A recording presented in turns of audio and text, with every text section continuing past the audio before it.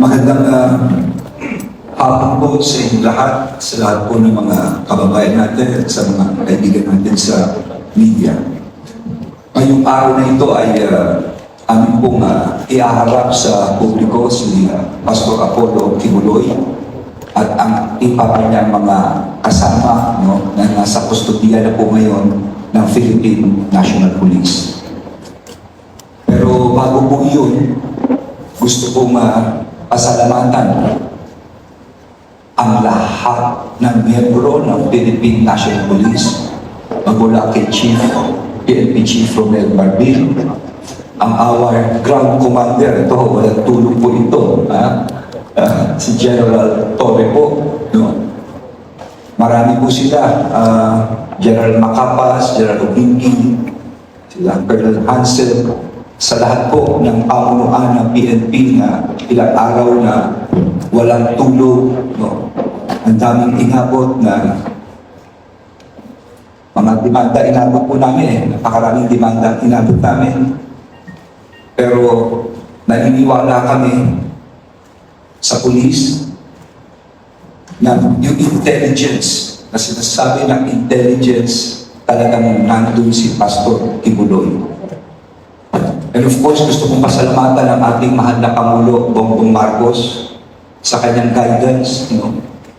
Of course, minsan-minsan may mga instructions siya, higit sa lahat sa kanyang tiwala sa kapulisan na gagawin ng tama. Mabigat po itong pinagdaanan dahil ilang linggo, yung grupo po nila, ng PNP, hindi umalis doon. Katakot-takot na demanda. Yung iba nasaktan na po. At may pressure na umalis kami. Pero tama ang naging desisyon ng pulis. Hindi po kami umalis, hindi umalis ang PNP despite everything. Mamaya ipapakita ang larawan kung kaano kadami ang pulis doon. Ang big break ay noong Biyernes na kung saan ay may mga testigong lumabas at nagsabi tungkol sa mga bagay-bagay na kung saan si Pastor.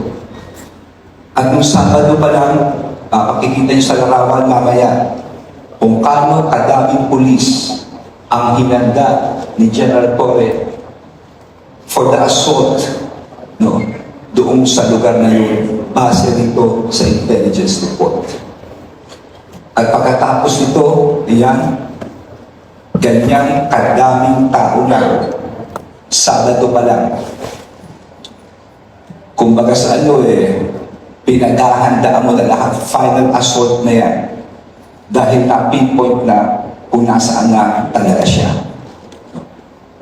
All of these pictures will prove that all the while, tama ang intelligence report, tama ang operasyon, maski anong pigil ang gawin sa amin, na kung sinong kampo, still, kiniis po ito ng pulis. Maski anong pananakot ang ginawa, tumuloy-tuloy kami. And the rest is history. At this point, bibigyan ko muna Chief Marbil ang isang mikropono for his message sa ating mga kababayan. Chief. Magandang umaga po, and good hapon pala, and sabi po yung guys sa mga SLG natin, coming from the President, no one's above the law. So ito po yung pinapakita natin na kahit ang ganong hirap yung pressure, then tuloy-tuloy po kami. And we're so happy po na marami po tumulit sa amin, and sabi ko nga kay General Torre, pagkatapos ito, we need to file cases. Baka may mga sakit ng mga tao na naiiwan doon. That's what we did last time that I went to Davao na nasave po kami ng dalawang tao na nagamit nila. Baka may mga gusto pang lumapit at gusto nang mag-file pa ng demanda against these people, mga na-abuse nila. So we're hoping, and sabi ko nga, and marami pang lalabas at magpa-file ng kaso against these people. And you'll see the real truth kung bakit po namin ganadong muli po itong taong ito. Maraming salamat po. Maraming salamat, Chief. And of course, ang anting na walang tulog, walang pahinga, ang matapang po nating ground commander doon, si General Torre. General. Sir, as well, on my part, I would like to express gratitude, sir, sa leadership ng PNP, the ARG, and of course, the President for the trust given to us, and most especially the support. And at this juncture, sir, gusto ko rin i-acknowledge ang mga kasama ko, mga sub-ground commanders ko, na nandiyan ngayon sa harap natin at nasa paligid ng still faceless and nameless people na nagtrabaho para ma-achieve natin ang mission na ito, sir. Maraming salamat, sir. At this point, siguro, ipapalabas na lang namin para sa publiko, para makita po ninyo si Pastor Kibuloy. At ang kanyang mga kasama, pinapakita namin sa video ang prosesong ginawa po nito. Yan po ang kanyang kulungan. No? Kanina makita nyo kung mga mugshot, medical, sinunod po ng PNP ang proseso tingin dito. So siguro para bago tayo mag-question and answer at this point, Jean, pwedeng palabasin mo na si Pastor Apollo Kibuloy at ang kanyang mga kasama. Pakibasa na lang isa-isa ko sino mga kasama niya. Paki-enumerate na lang, please.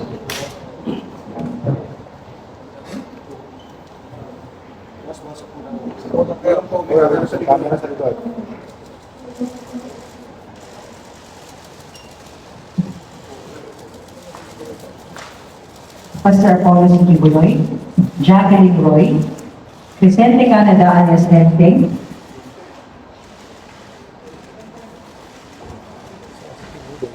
Ingrid Canada and Sylvia Semantis.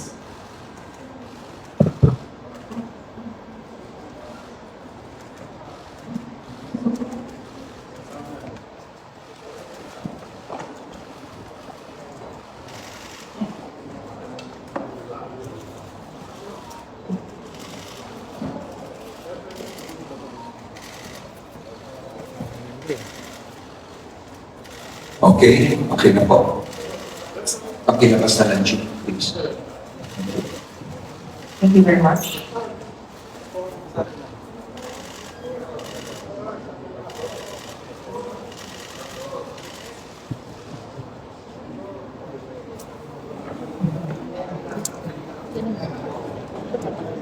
Now we will proceed with the question and answer. Each of you will be given one question and one follow-up question. We will start with Mr. Mark Gabriel of Net25, to be followed by Ms. Leia Ilagan of UNE. Good afternoon, sir, Secretary and General Po.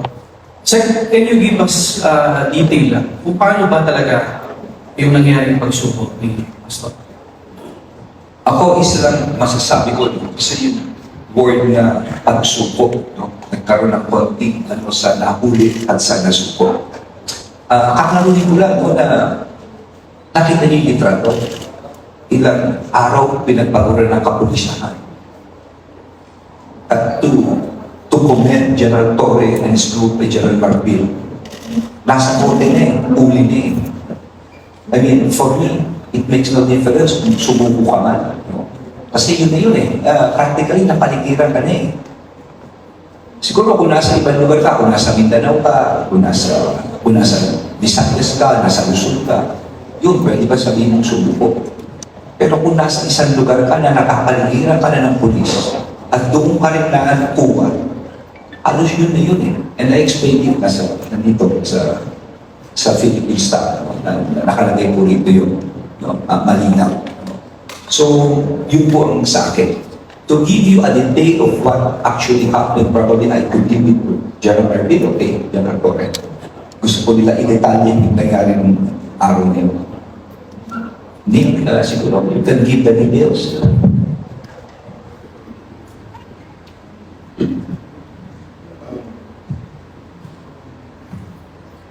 As the Secretary said, yung pagsuko, formality na lang yun because at the end of the day, whether he likes it or not, the end result will ultimately be the same. So maybe he just chose the path na piling niya ay mas magaan para sa kanya. And on our part naman, mas gusto naman natin na wala na yung masaktan pang additional. So, our 1 p.m. assault deadline ay in-extend ko ng konti. In-extend namin ni General Marfil ng konti para pagbigyan ang mga request nila na sila ay lalabas na ng usap.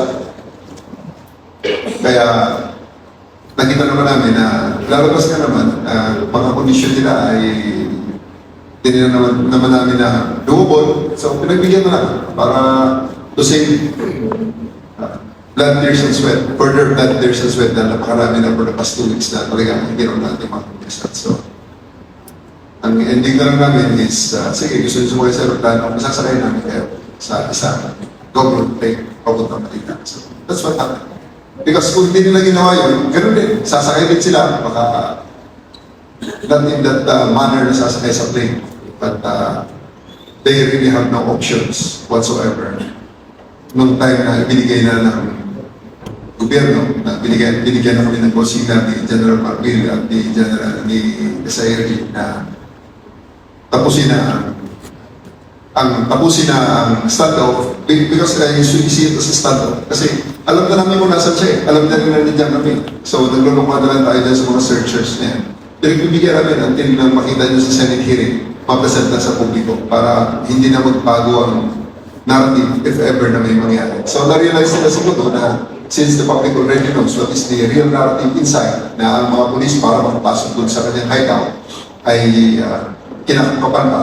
And with the Senate investigating panel mismo, ang nagsabi na this is what we should do. Eh, yun ang ginawa namin. So na-realize sila, Big Brother, talagang kung ako lang, take it against me, but it's really, for my part, talagang inihulog na siya ng ating, on my part, talagang mahal tayo ng Panginoon. Mahal kami ng Panginoon. Kami mga pulis na yan. Mahal ng Diyos. Hindi na nagkaroon ng ganung kaguluhan pa na danger pa sa maraming mga tao. Na-resolve ito on our favor. Yun lang. So, bottom line, he has no other options, but that there's no other outcome, but he will fall into the government hands. Pinagbigyan na rin namin na ito, wala nang additional na blood, tears, and sweat. Thank you. I'll just add na kay Victor, I think that's how it works. Alam mo, ganito po yung nangyari na yan.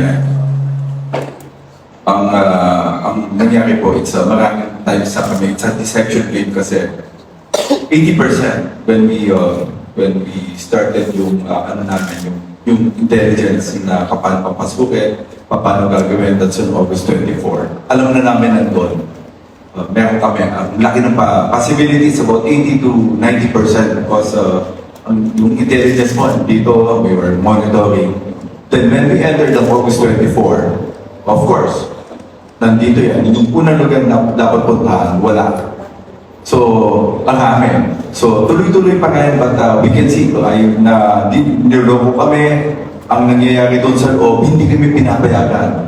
Hindi kami pwede pumasok sa mga ibang lugar. Then we have to, kung malapit na kami doon sa lugar, tatawag na naman yung na sasabihin, sige, mag-surrender, may surrender filler. At doon tayo talaga, paulit-ulit yan. And, they file a case, then of course, nihanahabol kasi namin yan. Dapat, why August 24? Because we know, on September 1, that's September 1 that's a 1 week, that's a KOJC celebration. And that's yun ang pinakamamiging problema namin. Once pumasok ang tao niyan, and we are 80% sure na nandun yung tao, baka hindi natin makita maitakas sa tulad. Talagang tatakas sa likod nila. That's the problem na naging problema kami. Itatakas talaga lang. Kaya, you know what happened September 1? I will not go into details. Alam niyo ba bakit? Eh, pumasok doon, may gano'n. And sabi ko kay Nick, i-monitor mo yan. Baka malusotan tayo dyan. So, paulit-ulit yun. Then, up to the time na we had a breakthrough, na din namin sa that was ng Friday, na we are so sure na nandito sa lugar na yun. Alam na namin eh. Sabi ni Nick Seta, we will put a pressure on them, give them 24 hours, and tama si Nick, we will assault ang That's the last term that na pinaalam ni General Toro sa akin. Siya had permission to assault yung building na sa akin. Kasi kaya let us make sure kasi maraming buhay ang mamamatay dito. And sabi nga ni, during the Senate hearing, sabi po ng one of the senators na paano yung mga bata ni Pastor Pibulo may mga baril. And one, since sinabi mo yun, alam na namin, dinagdagan mo na nandun talaga. Na lalo kami na convince na nandun talaga siya. Kasi hindi ka makakalabas doon eh. We lock door. Yung place na yun, hindi ka makakalabas sa lahat namin security. We put two directories there to make sure na talagang guardia. I asked General Alinsangan na ang trabaho mo lang is really to make sure na yung KOJC nakalakin. Walang papasok, walang lalabas, hindi namin alam. Then, of course, doon po yung intelligence namin to really gather the people, talk to these people kung sino magsusurrender. Kaya yung last week, Sunday, may dalawang nagsurrender pa eh. Kaya nga sabi ko kay General Torre, tignan mo baka may mga kaso pa tayo may file against these people. Kasi may mga tao pa doon eh. Remember, General Torre mentioned about 3 or 4 days before this act of surrender that they so many kids. Marami pa nakikita eh. So since marami kami nakikita, may mga butas kami na hindi pa namin nakikita. May mga lugar na hindi pa namin nakikita. Of course, if you see, we use mga different equipments, we use yung penetrating radar, we use sonar. Up to now, of course, we know meron pa mga hiding place. Kaya since nakikita niya na at napipin down siya, pin down talaga yun eh. It has nothing to, wala na siya pupuntahan. Sa sobrang rami ng ano natin, and we're get so seryoso talaga si Nick Torredoso. Sabi ko, Nick, ito lang to make sure kung merong mamamatay. Pero tingnan natin basta walang bata. Basta walang bata. Mayroon kasi pagkabata may tinamaan eh. Iba na story na kahit na maganda yung operations mo, pero kami namatay ng inosente, it will go the line. And the guidance of our President is to make sure that we follow yung human rights.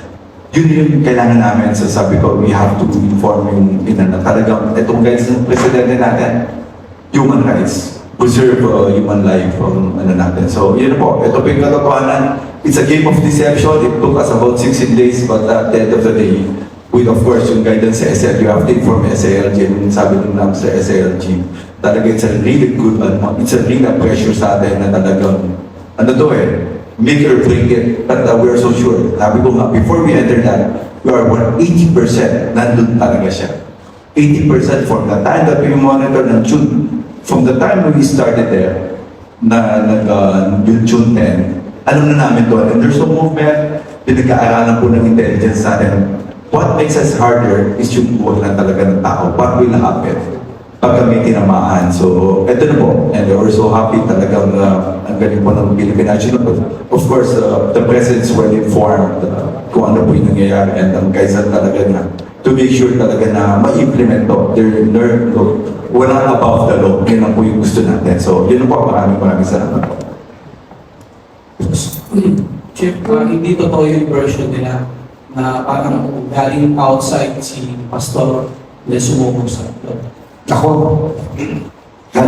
outside, pumasok. Kwentong kutsero yun. Alam niyo kung bakit? Nasa labas ka lang, tumakas ka na. Ang tagal yung sinasabi, hindi siya mapapahuli, hindi ba? Okay, pangalawa, nasa loob ko, napapasok ka pa ulit, doon ka naman sumurender kung nasaan ka man. Why do you have to go inside? Di ba? At pangatlo, nakahuli siya doon mismo sa loob.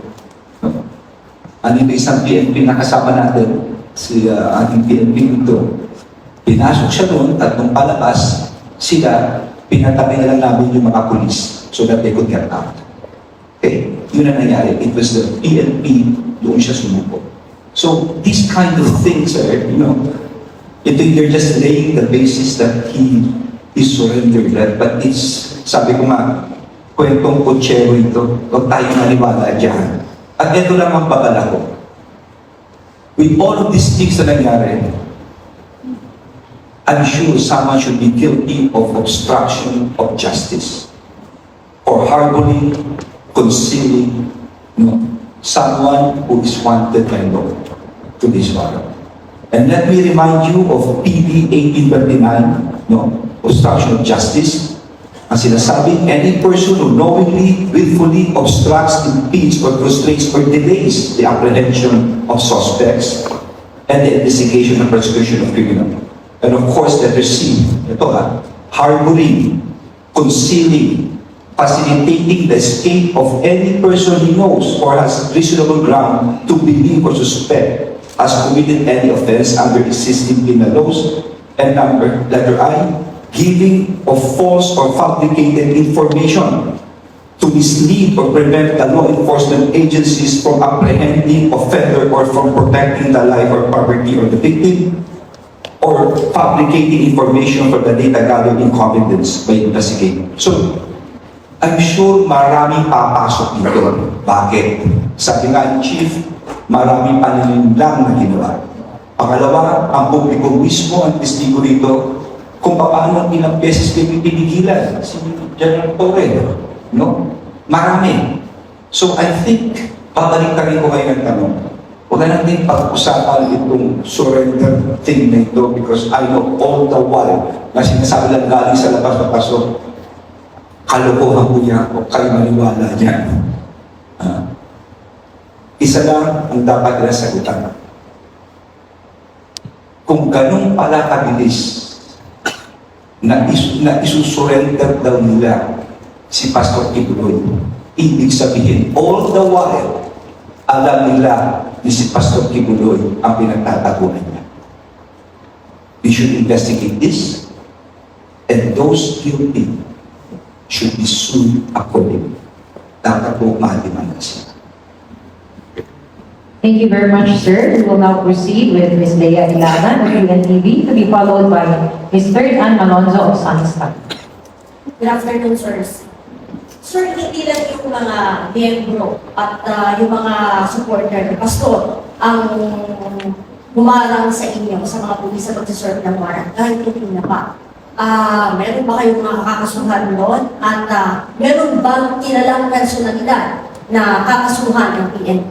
At sino-sino po ang mga ito? Kung ako dapat sa mga nangyari, no, papakumpal ko ito kay Chief PNP at sa ating mga sa PNP.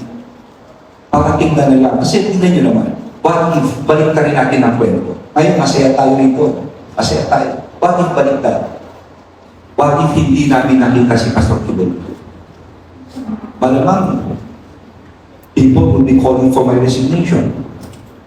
They will be calling for the head of General Marbil or General Torre at that. Ito mga tao, baliktad natin. At sinabi nga ng council niya, binantaan kami dalawa, na maski mag-retire daw siya, katakot-takot na demanda paabutin daw namin. Kaming tatlo. Just to show you a few things, andiyan ba yung mga demanda ko? Pakilabas na. These are just of the cases na kinali sa amin. Para lang alam po ninyo.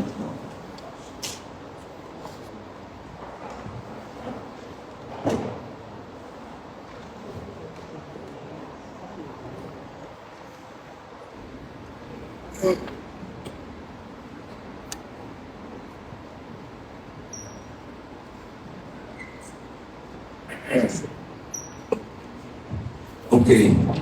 Ito yung final sa amin, no? Ako, kasama ko si, Matter of Writ of Amparo, and habeas statement in favor of petitioners in the name of Jesus. No?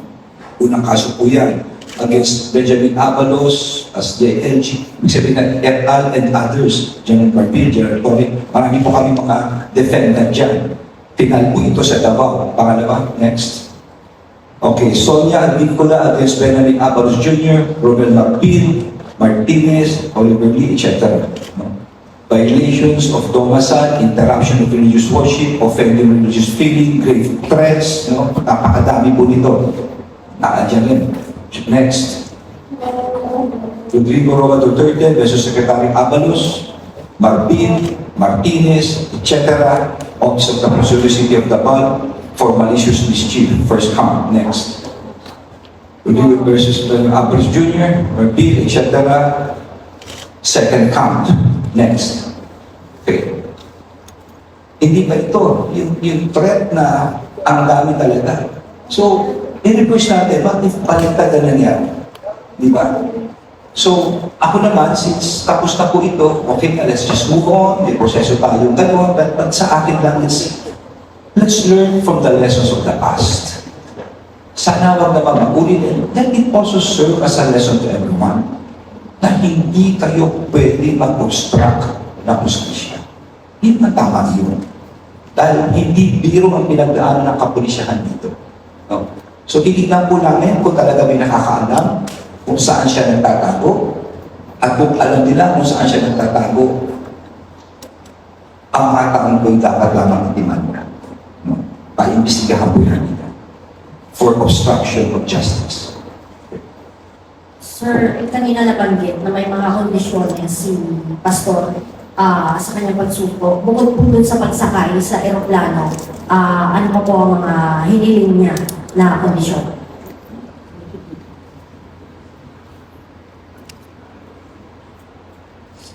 Natatawa ako. Pero wala akong alam ha. Pabayaan mo lang si Chief magsabi. Ano sabi? Kondisyon? Dalawa yung condition niya. Number one, I don't know makita si Nick Tower. Yun lang ang gusto niya. Ayun siya, that's a civic face kasi. That's what happened. That's real. O narinig niyo ha? Ang kondisyon daw, ayaw daw niya makita ang mukha ni General Nick Torre. Isa daw yun sa kondisyon. Sir, na-retire na po ba yung warrant sa court? At saka, meron na po bang commitment order kung saan siya pupunod? Yung 5, sir? So after this, dadalhin namin sa court kasi tinapos na namin yung medical, then ipapakita po namin sa court yung mga accused po. Thank you very much. We'll now proceed with Ma'am Fernan Malonzo of Sunstar, to be followed by Mr. Alfred Allison of People's Journal. Okay, General Mori. Sir, kahapon kagabi may binanggit kayo na from the hangar, may tumawag sa inyo na padaanin na lang yung siyang nasasakyan. Is it true, tama ba kung nasa hangar siya or saan ba talaga siya nagtatago doon sa loob ng POJC compound? Madalas na was not authorized to speak up. So sa ngayon, andito na ang ating Chief PNP and DILG Secretary giving me the authority na to tell. Doon talaga sa Bible School. Okay? Sa Bible School, formal name doon is ACU College of Ministry. At yun ay aming nasurround na for the past how many days. Pangatlong hearing, sa Senate hearing ng Friday, pinakita ko na yung floor plan kasi ayaw nga kami bigyan ng POGO ng Davao City. Observably official, for whatever reason. Hindi ko na na-question. So, ayaw nilang ipakita. So, lahat kasi ng mga rooms ng mga buildings, first day inikot namin ikot. Kasi hindi kami makakuha ng floor plan. So, ikot. Punta sa aming operational matters ito. Ganun yung gagawin din naman namin sa YouTube na pagkakataon. Hindi na namin. So that we can have a sketch of the whole layout ng building. So nakita na namin, tinyaran namin, and then Friday, nung Senate hearing, pinakita na namin. And then sinabi ni Senator, ng Senators doon, na ito na nga. Lahat. Although, siyempre, sinabi namin ang lahat ng aming alam ng mga buildings. Baka hindi naman makakala niya. Pero, to some extent, nalalaman nila, nararamdaman nila. So, Saturday morning, after the Senate hearing, Major Binda, alam na nila na support na sila dun sa College of Ministry.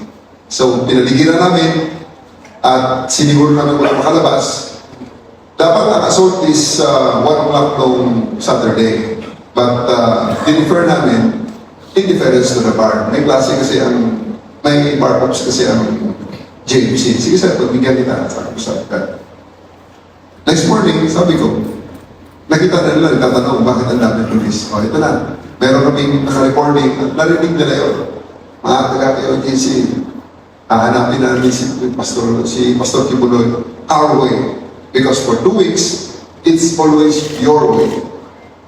O sabi sa amin dito sa Senate hearing, lahat ng papasok ay hindi dapat na walang armas. So armado, SWAT, SAC ang ilalagay namin. So I placed all the 500 SWAT 500 SAF on that building and 500 RMFB SWAT in the JMC. Simultaneous. So, nakita nila yung build-up na yun eh. So, alas 10, nakarinig na kami ng feelers. So, tumawag yung national headquarters dahil high level ang nagiging feelers ang negotiations. So, sige sir, i-hold ko hanggang alauna. Ang alauna ko na assault is hold natin hanggang alas 3. So, yun. Other sets of things transpired sa negotiations na until na makarating na ang aeroplano, pinsakay namin sa aeroplano, inulipad po ng Manila. Natapos ang in the middle of all those things, talagang may duda rin kami na baka kami ay being taken for a ride. Dahil una, yung mga other circumstances na parang hindi mo confirm. Like, schedule ng aeroplano, nasa ng aeroplano, mga ganon. Every time, parang kita nyo sa mga videos, sa mga feeds ng mga independent media, kasi nagpapasok na ng independent media for the first time ng KOJC. Dahil alam nila na hindi na kaya ng SMNI ang kanilang propaganda, at ito ay totohanan na magkakasakitan pa nagkataon. So, pumasok kayo din, makikita nyo na alas 3, 2:45 actually, tumayo na lahat, ready for assault. So, nakarinig na lang ang tawag, sandali lang, paghintay lang. At din tapos na lang, wala aeroplano, wala akong nakikita ng aeroplano rito. In 30 minutes pa, wala aeroplano may pakita sa akin or kahit na flight directive or whatever, kung ano mong thing. Tutuloy ang assault ng alas 3:15, magbibigyan ko yung alas 3:15, another 15 minutes. So, na-receive ko yung confirmation na aeroplano. Ngayon, dapat alas 6 darating. So, pinaredy ko 5:30. O sige, 5:30, ready. Tayo na naman ng mga tao, nakikita nyo yun eh. Nakikita ng mga local reporters nyo. Ito naman, ready na naman ng mga police. Ready for assault. 15 minutes before, ready for assault. Kasi, pag alas 6, kasi iniisip ko talaga, kinakatakutan namin dito, we're being taken for a ride. Pagdating ng Lunes, kung anong mga legal processes na naman ang kanilang i-block sa amin, hindi na po pwede yun. Masyado ng sayang, napakalaki na ang maging damage sa part ng government. So, tinapos namin. So, nang naglang ng aeroplano, nag-transition na kami sa prisoner transport. Dahil I really demanded that 30 minutes before the landing of the plane, dapat makita na siya ng aking representative. Ayaw lang makita. So, sige, I will send a representative. And that was one high-ranking officer together with my other command group na nandito. Nakakita. I just don't know if they want to be identified. So, nakakita na, medyo kamante na kami. Kaya, prisoner transport, nakita nyo, nag-lead ng Abseyo na patrol car, ang convoy, at paglabas ng hangar, dahil ayong dumaan sila sa main road. Hindi tayo pwedeng dumaan sa main road. Dito kayo sa loob ng airport, bubuksan natin. And then, everything just fell into place and ito, na-resolve na peacefully and successfully. Thank you. Thank you very much, ma'am. And our apologies, but we will be entertaining last question from Mr. Alvin Dalizan of People's Journal. Dr. Insurance. Sir, question lang po. Meron mga reports na some insiders, particularly female members of the KOJC, after the tipsters ng PNP para matapos ng operation ito. Can you confirm that info and what motivated them, sir?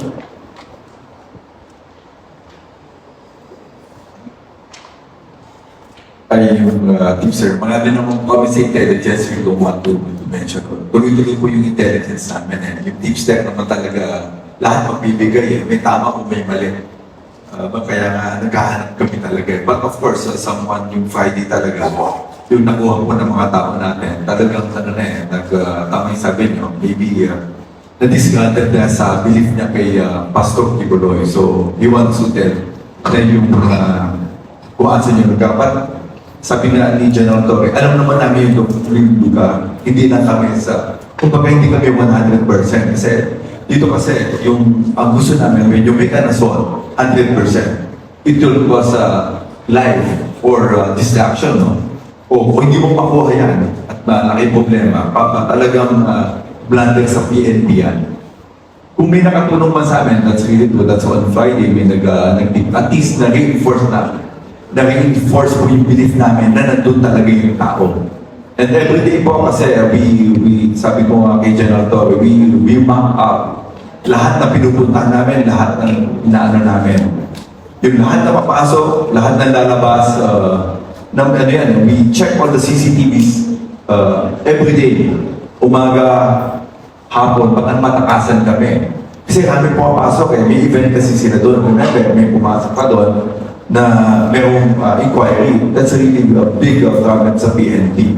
And I think, tama po yung sinasabi ng natin, we really, walang makakalabas at walang makakapasok na hindi namin alam. Yun ang natin, ng consideration namin. And sabi ko yung pinasok namin, we are 80% or more na nandun talaga si Pastor Kibuloy. So, kung meron yan, we need to disprove it. Kaya hindi po kami napalabas. Sabi po ni General Torre, hindi kami aalis yan kung hindi namin nakikita. Tunay po yun. Yun po yung talagang nangyari. Thank you very much, sir. And may we request our SILG, sir, for his final message. At this point, Nick, tayo. Can I call on General Vicky? Makapas, please. Join us. Maranta, please. Okay, Maranta. Ikaw, Vicky. At saka yung ating mga ibang kasama sa Davao, please. Liga. Hansen. Liga kayo. Kasi dito bata yun. Liga.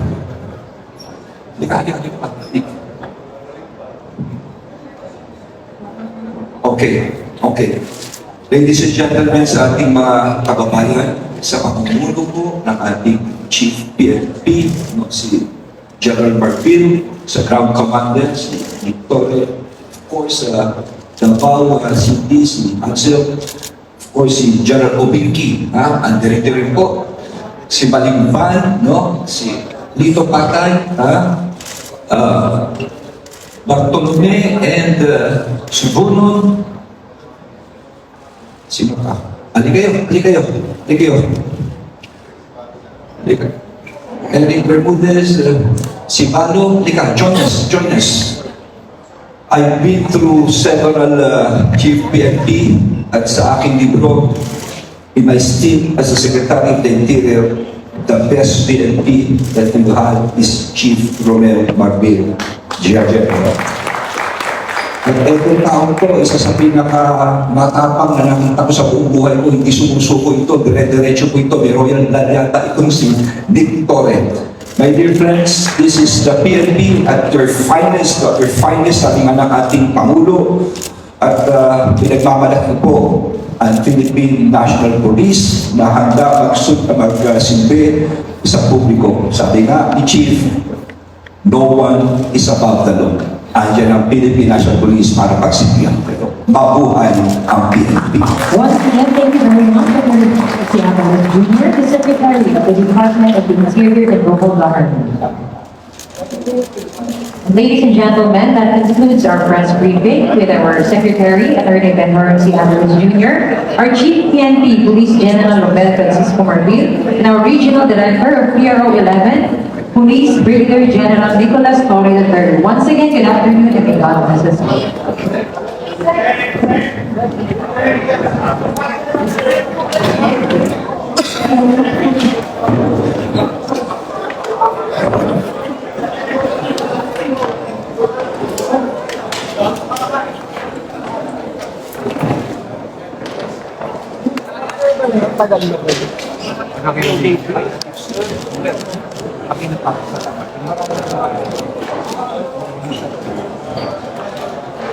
Pero yung one single person na nagbigay ng napaka-crucial information.